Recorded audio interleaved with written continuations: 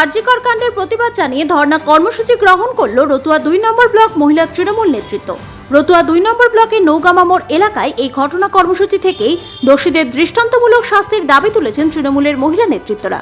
এদের কর্মসূচিতে উপস্থিত রয়েছে মালদা জেলা পরিষদের সদস্য অর্পিতা উপাধ্যায়, রতুয়া 2 নম্বর ব্লক তৃণমূল সভাপতি রাকিবুল হক, ব্লক তৃণমূলের সহসভাপতি সুব্রত কর্মকার সহ মহিলা তৃণমূলের নেতৃত্বরা। আরজিকর কাণ্ডের প্রতিবাদ জানিয়ে দ্রুত দোষীদের গ্রেপ্তার করা এবং কঠোরতম শাস্তির দাবি তোলা হয় মহিলা তৃণমূল নেতৃত্বের তরফে। এছাড়া আমি একটু ছোট করে আমি আমার রবীন্দ্রসঙ্গীত বলতে চাই।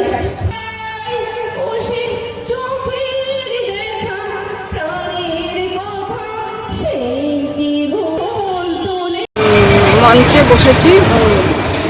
আমরা চাই যে ধর্ষণকারীদের ফাঁসি হোক এবং শাস্তি হোক। আজ 19 দিন হয়ে গেল, সিবিআই এখনও কিছু করতে পারছে না। আমরা যত তাড়াতাড়ি সম্ভব আমরা তাদের ফাঁসি এবং শাস্তি চাই। ফাঁসি অতি অবশ্যই আমরা চাই।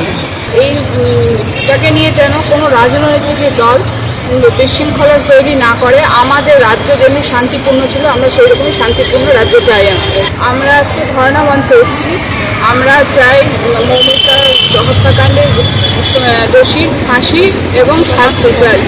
চলছে মাননীয় মুখ্যমন্ত্রী তথা তৃণমূল কংগ্রেসের সুপ্রিমোর নির্দেশে রতুয়া 2 নম্বর ব্লকে আজকে আমরা মহিলাদের নিয়ে যে ধর্ণা নির্দেশ দিয়েছেন সেই ধর্ণা মঞ্চে আমরা বসেছি। আমরা চাই পশ্চিমবাংলায় যেভাবে শান্তি শৃঙ্খলা আইন যেভাবে ছিল, যেভাবে ভালোভাবে সবাই বসবাস করতো, আমরা পশ্চিমবাংলার প্রত্যেকটা নাগরিক আমরা একের সাথে পরিপূরক হয়ে যেন আমরা থাকতে পারি। এই জন্য আমরা এই মঞ্চ থেকে আমরা এই বার্তাটা দিতে চাই। এবং তার সাথে সাথে আরজিকরের যে কাণ্ড, সেই কাণ্ড সিবিআই যেহেতু এখন দায়বদ্ধ নিয়েছে, সিবিআই চায় সিবিআই যত শীঘ্রই হোক ওনারা দোষীদের সাব্যস্ত করুন এবং দোষীদের ফাঁসি চাই আমরা। পাথর ছাড়াই প্রতিকার সম্ভব। মালদার প্রাচীনতম ভৃগু বংশ জ্যোতিষী পণ্ডিত এস শাস্ত্রী।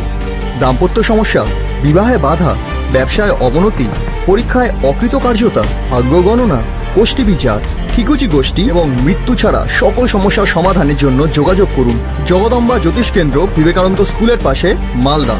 মোবাইল 09730278332 অথবা 09332056956।